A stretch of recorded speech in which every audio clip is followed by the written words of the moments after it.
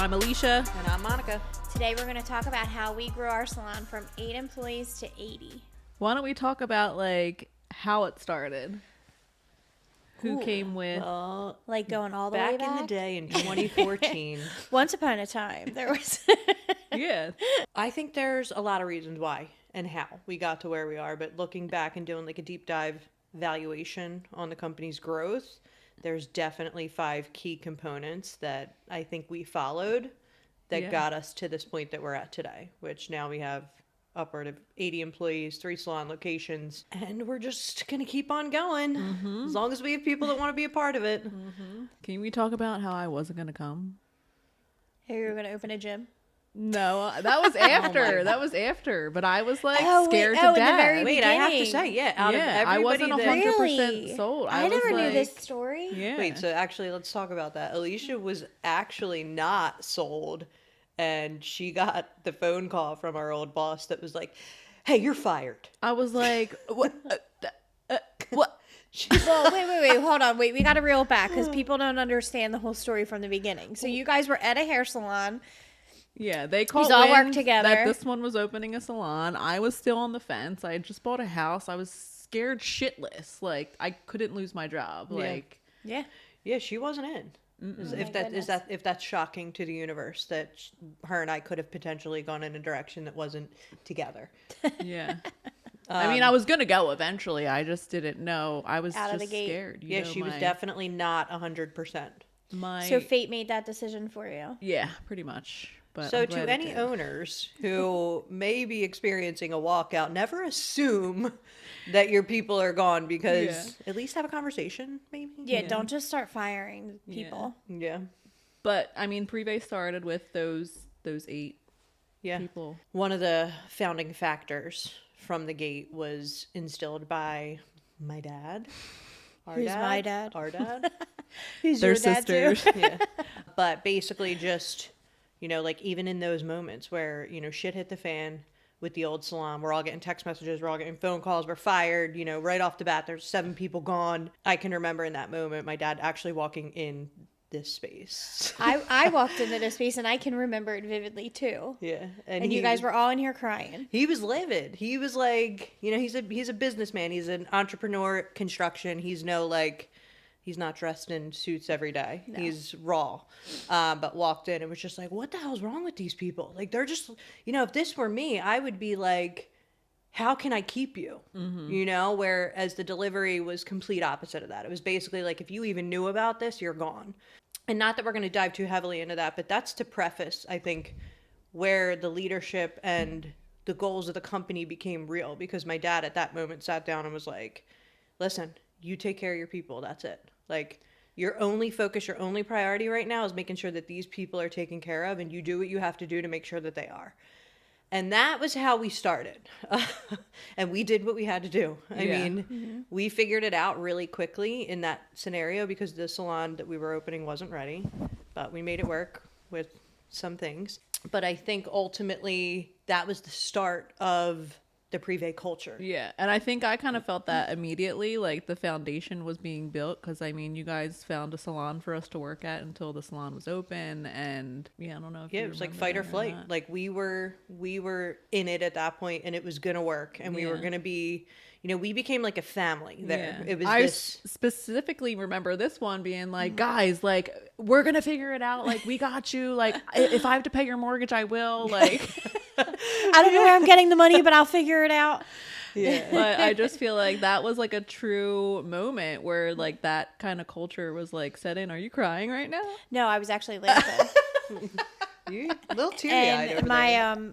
White eyeliner I would love to bothering get the somebody inside of my eye a to little. cry on here at one point. No, That would be great. I'll but probably anyway. cry at some point.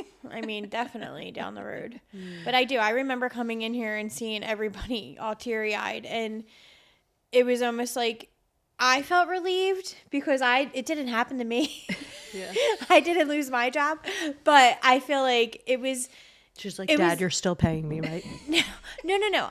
This was a blessing in disguise for you guys. Like, you didn't have to have that hard conversation and have to go to your boss and tell him, like, no, you're right. Hey, I'm leaving. Like, it was just like, I looked at this like, you guys just you just got to leave and you didn't even have to quit. Yeah. Like, and it was also like a sign. Like it was. And we knew there were better things coming. So and I know it was questionable for you guys, but for me, like, I knew. I was like, this is going to be awesome. This is going to be huge. We got the best people we could have picked that we wanted to come. Mm-hmm. We got every single one of you. And, you know, except for Mia. We needed I was her to gonna. come. It was literally Mia- like dripping out of my Mia mouth. came Mia. later on, but she was one that we would have loved to have out of the gate. Yeah. Yeah. But we get it. So, yeah, I mean, I just feel like I knew. yeah. This is better things were coming, so I wasn't scared. Yeah. So I think number one in this, getting us from 8 to 80, this title that we're gonna talk about, I think number one is culture, Yeah. and it was built that day. Yeah. Like, Yeah. it started with that foundation of, we're in this together. oh yeah, And caring, like, Family. we legitimately, Mon and I cared for each and every single one of those girls sitting here, because we knew, like, you guys just went out on a limb for us and took a chance for us, so we owe you the world right now. We're gonna make it worth. Yep. So I think that drifts us right into what the next thing was, which was basically just like ridiculousness. Like, Yeah. my goal as a 26-year-old salon owner was to make this company the funnest place to be. Like, yeah. We were in our party girl era. Like, dude, it was like, still looking back on it, it was the middle for me. It was the peak, Yeah. right? 21 started, 23 shit got a little wild. 26, I was like still, I mean, every cent I was making, I was blowing on partying. But anyway, yeah, like, we were the main part of our life at that point, you know, like, we were still in party girl era. Yeah. Like, we were down to travel. I mean, we could bring up my bachelorette party. Yeah. Shout out to all y'all on that yacht. Literally on and the the yacht. captain. Yeah. Captain got some good. I feel like in the beginning it was covered. kind of like an accident, but like as we grew the team, it's like, all right, like what can we do next? Like But what's I honestly, really it was an accident, but it also was who each of us were. Like, we were all down for that. Yeah. We were all just in a really good place when we opened the salon. Yeah. We, you know, wanted to celebrate. We wanted to be together outside of work. We wanted to have as much fun as we could and do these crazy, extravagant things. And So I right off think the bat, we were doing tailgates tailgates. and Miami and yeah. Mm-hmm. And And all Any came into any industry event that was hosted in a Yep. place that could potentially be fun, we were there. we made our mark. Yeah. I mean, we didn't just show up. We showed up in bold red dresses, every single one of us. yeah. I mean, everyone knew we were part of Privé.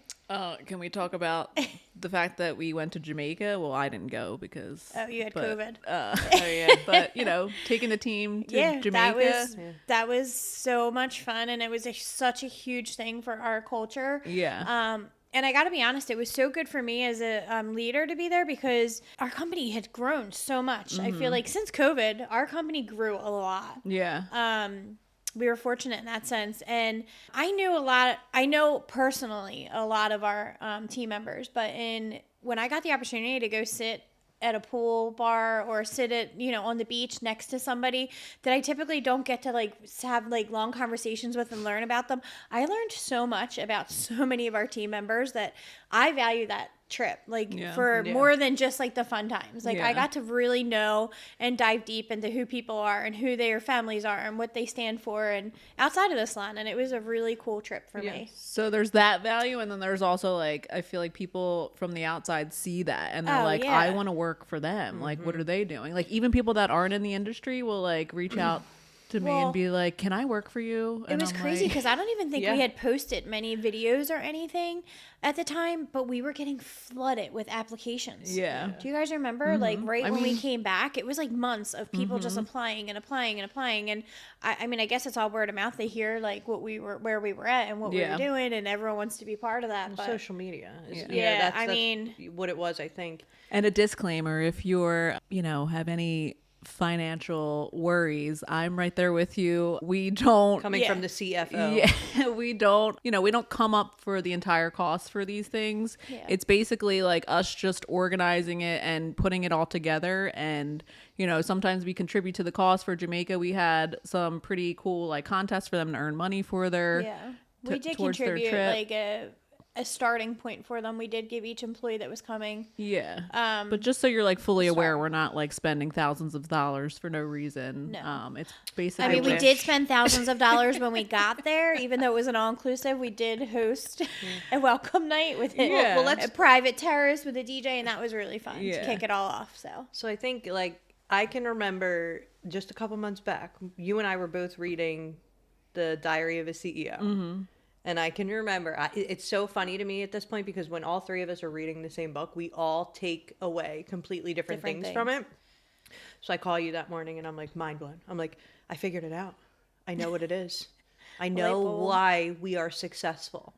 And you were like, why? And I was like, because we're absolutely absurd. And you were like, what are you talking about? We're like, what? I don't remember. And I'm like, in the book, like he talked about how he was doing like these crazy things that other people weren't doing. And there was this massive attraction. He was on the cover of all these magazines. And I'm like, I think that's what the draw is to us. Like we do things completely differently than any other salon companies, not only locally in our market, but all over. You know, I think like, you know, we have coaches, we have mentors that constantly are telling us like, you know, you guys, whatever you're doing is working, keep it up. And I think that's massive for us. I think that we just, you know, this was a goal to do this Jamaica trip and we never knew how we were going to pull it off. But to what you said, you know, we made it work. You know, as long as the draw was there and people wanted to go, we were going to make it happen. But anyway, I think that's a massive part of the growth and the success of the company. The tailgates are a lot of fun. Everyone really looks forward to that. And we don't just have a tailgate where we all meet up. We have a catered tailgate. We have our own private bathrooms. We go out on a limb. No one cares about the food. No, I know. But we have DJs. I'm just saying. Who's the DJ? Who's the DJ? And listen, we're not just like opening a tailgate in the parking lot of like the Link. I mean, we're having full blown legit tailgates. Like, I mean, as other owners, they probably have questions like, well, what do you mean you tailgate? What do you do? That's why I'm just trying to say, like, we don't just show up. We show up with caterers. We show up with cocktail tables and all the games and DJs and we really make it. Oh yeah, it's so much fun. It's to the point where like other people try so hard to join our tailgate and we let them. I mean. But we show up and we care, and we really just want to know who the DJ is and if they're going to play Dreams and Nightmares. Yeah. The biggest question. Yeah.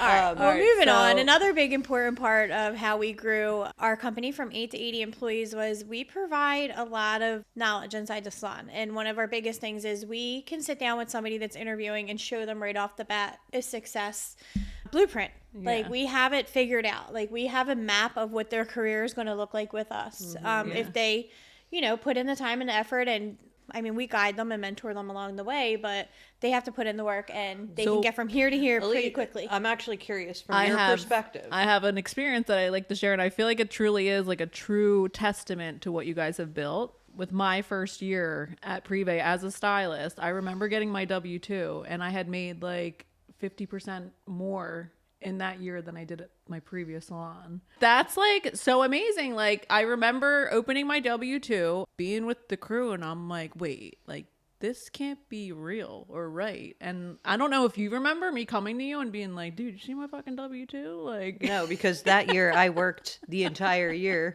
55 hours a week, and didn't take a dime, but yet still got a $7,000 tax bill from the government. Yeah, you got hammered.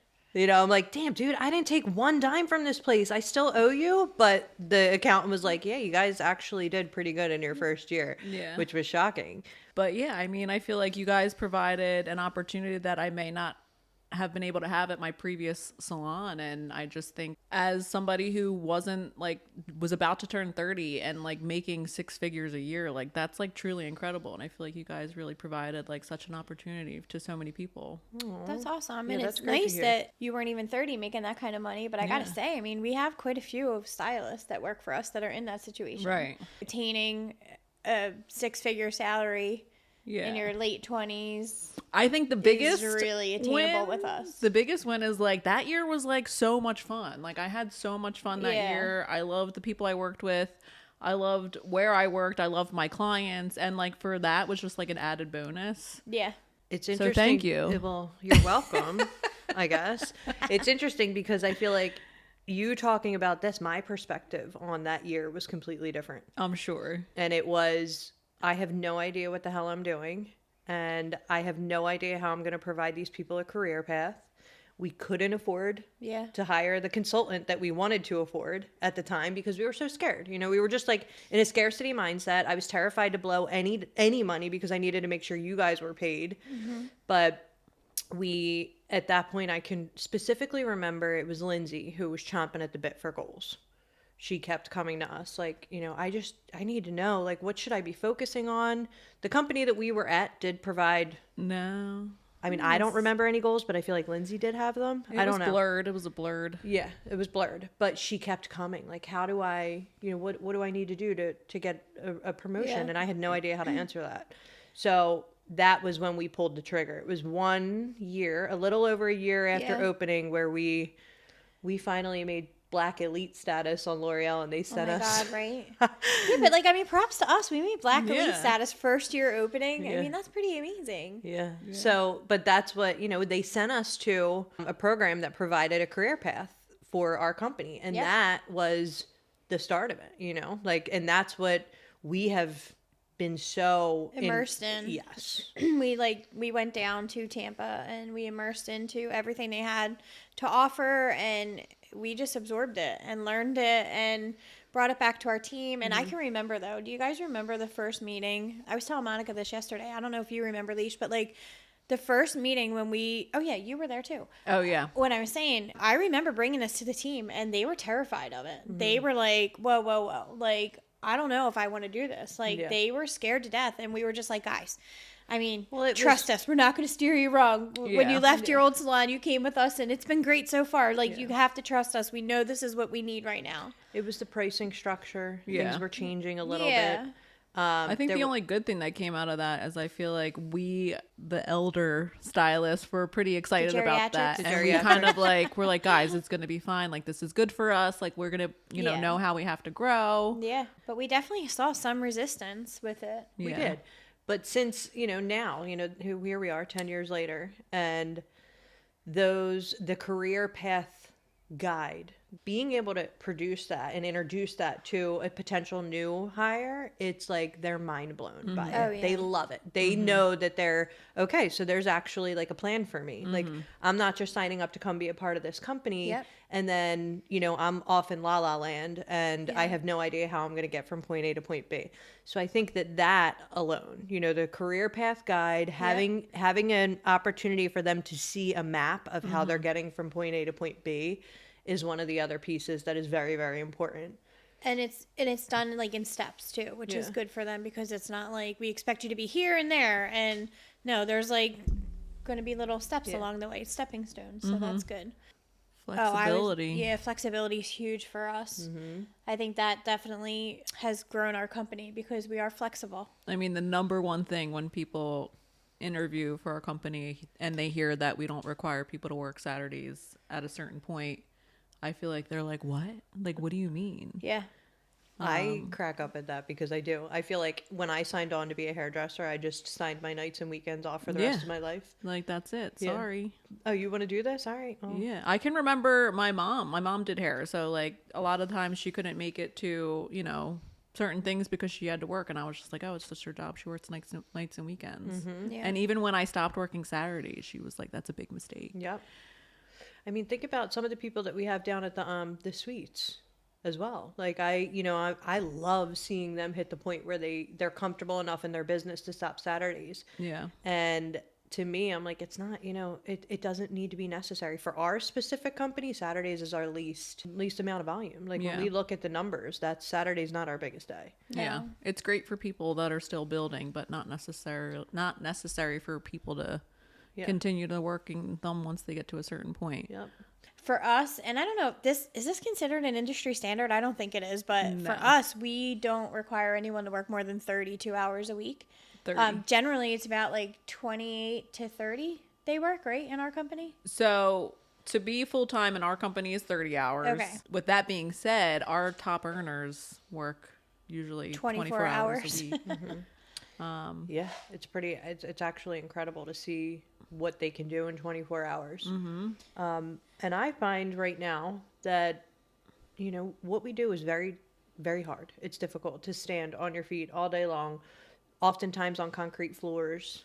just the emotional piece of it alone. The social aspect, like you come home and you're just like don't want to talk to anybody because you're completely and emotionally, mentally drained. Yep. And like we respect that. Like we're not gonna make you work 40 hours a week because I feel like that's kind of like where burnout comes into play. Like if you're burnt out, it's because you're doing all that and taking on too much.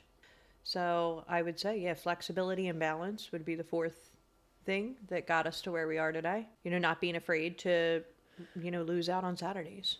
At one point we were open 7 days and then we found that Sundays are a bad fit for us. We're closing, we're just Sundays are for God and family. Yeah.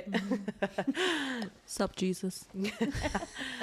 I mean, and I guess let's just bring it back to what we were talking about earlier, just being able to provide opportunities to people. So I feel like we have like a lot of roles that we give people within our company once they can prove to us that they have like leadership skills. Oh yeah. Like we have mentors that mentor other people, and I feel like that giving other people purpose within the company has truly. Yeah, we love to promote from within, and our team does love that. They all want to be part of a bigger picture with Privé, not just coming in and doing hair.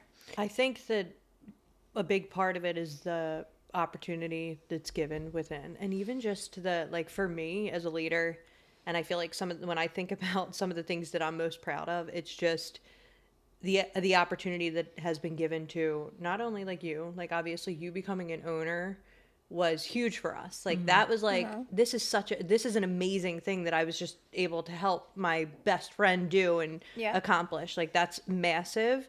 And I'm sure you feel the same way. And then we recently did it again with another team member. And honestly, we would be open and down to have a conversation with anybody in our company specifically. There's been times before where we've been approached by people who are not part of our company about partnering and doing things, and it just never felt right. And I'm not saying I'll never do that, but it just hasn't felt right up until this point. But I think being able to provide that opportunity to team members is like huge. I think that our team sees that there's additional opportunities ahead. If they ever had something they wanted to pursue, they're comfortable to come to us. I was going to say, talk about that. It's always like so great for them to come to us and be like, hey, if there's anything that you're like looking to take off your plate, like I'd be happy to help out. I love when that happens. It's awesome. But even like from our stylists that work with personal associates or apprentices, they are always so, like, I feel like they feel so accomplished when they get somebody on the floor and they're successful. You know, they're the person that kind of like had a hand in helping them grow and learn all the things that they're now doing on their clients too. I think 100%. And I feel like even just the trust that our team members have with us to, you know, I can go from the trust with the people who have left to open suites, whether it was with us or not with us. They've always been comfortable enough to come to us and talk to us about what their goals and aspirations are, which has only allowed us to support that in turn, which has been great for the most part. But then also, like, I think back to you and to Dana, and I'm like, Heather and I weren't the ones that came to you guys. No. You know, like we weren't like, hey, we want to open a salon. Do you want to be a partner? Yeah. It was like you came to us and were like, I want to open a salon. Will you partner? I specifically remember like going, maybe I was getting married and I was like, dude, when I get married, like you're done. I'm coming for both of you. Like we're doing this. And you were like, all right, buddy, let's do it. Fine. Saddle up. Yeah. And then Dana, the most recent one, you know, I think all three of us were ready for a financial investment break. Yes. Oh my goodness. Dana was a shock. Ever a time. Dana coming was a complete shock for us, I feel like, because we all three of us had agreed, like, all right, we're going to slow down a little bit. Let's sit tight for a little. Sit tight. Let's, you know. We had just gotten through the suites which was a huge financial investment. So we were ready to take a break, and then, guys, can I come in for a minute? Yeah, Dane, what's up? Guys, I'm ready to open a salon, and I'm doing it with you. That's exactly how it went, too. And we were just like, I just remember having this look on my face, like this big smile, but like I was terrified on the inside. I was like, oh my God, like I don't want her to see how scared I am right now and how I'm so not ready to do this right now. Because I'm so happy for her that she came to, like, she got to that point in her career and she came to us and wants to include us with it. But the minute she closed the door, I just looked at Monica and I was like, oh my God, like, what are we going to do? And then I think we immediately called you and got you on the phone and we're like, all right, let's go. We're doing it again. But honestly, listen, if it makes sense, if it is something that feels right, if it's specifically with somebody on our team, we're always gonna, try to figure it out. If it feels good, we will try to figure it out. And that's all I can say. Like, I can't say I'm always gonna be able to figure it out, but that, we needed to do that. There was no way we were not gonna do that. Well, I think one of the trends with us too is like the more fearful we are of something, the more we want to embrace it like head on. Yeah. We have that, like, I was scared to death to open another salon, but I wasn't passing up on that opportunity because Dana's a great person to partner with, and we just knew. Yeah, she has it. Yeah, that all kind of like built from within. She's privé to the core, and there was no way we were going to pass up on that opportunity. But I do feel that the opportunity piece, being the fifth reason why people stick with our company, or why we've gotten to where we've gotten, is because they see that there's more than just being a stylist behind a chair, if that's something that you're interested in pursuing. Right. So I think the 5 most important things that helped grow our team from 8 employees to over 80 employees, it starts with culture, absurdity, providing a successful blueprint, also flexibility, and opportunities for growth and roles within our salon company. Yeah, true that. They were our top 5. Yep. If you found this info valuable, please like and subscribe. And we'll keep the content coming.